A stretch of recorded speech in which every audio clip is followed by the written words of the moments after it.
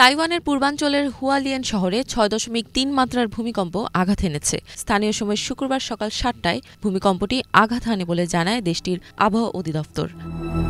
জানা গেছে, ভূমিকম্পটির উৎপত্তি ছিল সমতল থেকে ৯.৭ কিলোমিটার গভীরে। শহরটিতে এখন কম গতিতে রেল চলাচল করছে। এই ঘটনায় কোনো হতাহতের খবর পাওয়া যায়নি।